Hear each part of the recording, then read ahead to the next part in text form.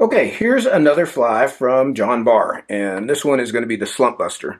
Um, and this is a fly that really sort of took the world by storm. Really swimmy little fly that was fairly easy to tie, and like a lot of John's patterns, were pretty groundbreaking at the time. We kind of look on this as an old pattern these days, but John came up with this fly 20 years ago.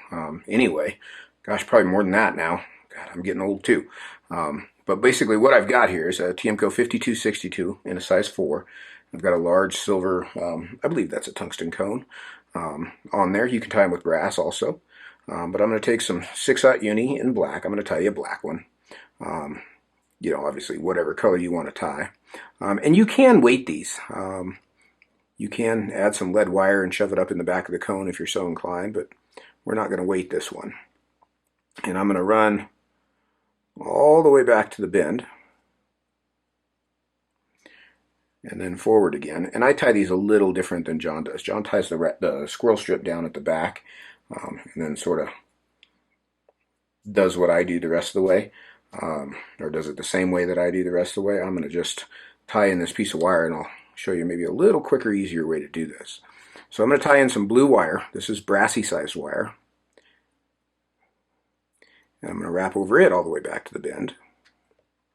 Just drape that back out of the way. And then for the body, it's blue sparkle braid. So I'm going to take a length of this sparkle braid, and I'm going to tie this in right up here behind the cone. And I even kind of push it into the cone and anchor it down. And then I'll wrap back over it all the way back to the base of to the bend of the hook, and come forward again. Now, John's a durable fly kind of guy, so he always puts some glue down here, so that's probably not a bad idea. Put a little zap-a-gap down. I'm going to take this sparkle braid around the hook, and I'm going to put one turn behind the wire, lay that wire back down, and then I'm going to build the body. And I'm really not trying to build a taper or anything. I just want to build a fairly smooth, even body. So I'm kind of slightly overlapping this to build some diameter to it. But I want to come up to just short of the cone, and I'll tie that off there. And I can reach in and trim that extra out. Now I'm going to select a squirrel strip, and one of the cool things about being John Barr is I'm convinced when Umpqua ties these for him that they high grade those squirrel strips, because every one you buy is tied with like the very best piece of squirrel hide out of the whole skin. And I've got a whole skin here, and I'm going to do the same thing. So I'm going to take and clip this little section off like so. That's not the longest piece. A little longer back there. Yeah, we'll work in from back here. So I've got a long piece. I've got plenty of length, and you can see this sort of peters out here toward the end. It gets a little sparser. Not going to be a big deal. I'm going to take this piece of squirrel strip and shove it up inside the cone and anchor it down good and tight there. All right. I'm going to drape my wire over the far side of the hook. I'm going to pull this squirrel strip back, and then I'll wet my fingers, and I want to make a part here at the bend of the hook. You can kind of use your scissor tips or a bodkin to help with that if need be. But I want to part that hair at the bend of the hook. I'm going to take that wire up and over the squirrel strip. Now, you can do this a couple different ways from here. Just stand this hair up and sort of start to spiral forward and kind of make a little part and separate it out to the next segment.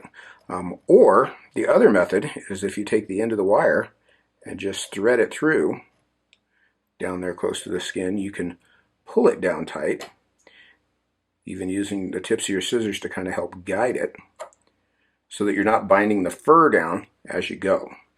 So either method. I started with one method, so I should probably finish with that same method. I'm just going to part that. And wetting this hair does help. You can see I'm just kind of lifting it as I go.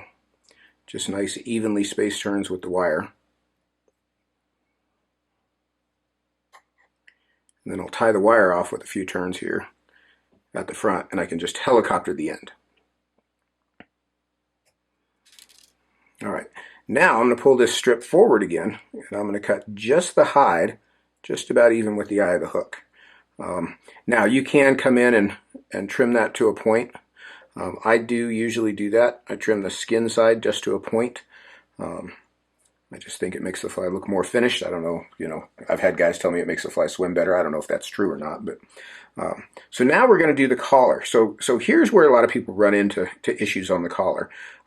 Excuse me, if I tie left-handed, so if I take this strip and tie it in by its front end, this particular strip, and I start to wrap it, watch what's going to happen. This is going to stand up and kind of go the wrong way. It's like wrapping a hackle backwards. I could counter wrap it back toward me and get it to lay the other direction. Either of those is okay, because what we're going to do is we're going to glue this cone to it. The other option, in my case here tying left-handed, is to take this strip, get a little cleaner cut on this end, and tie it in by the back end. Which would be like the tip end of the feather if this was a feather. And now when I wrap this, it'll lay back, okay? Not a big deal either way. I'm going to leave it in there. I got it anchored in, so I'm going to leave that one that way. You just want to be aware of the orientation of the hide. So now I'm going to take some Zap Gel or just regular Zap-A-Gap, and I'm going to squeeze a little drip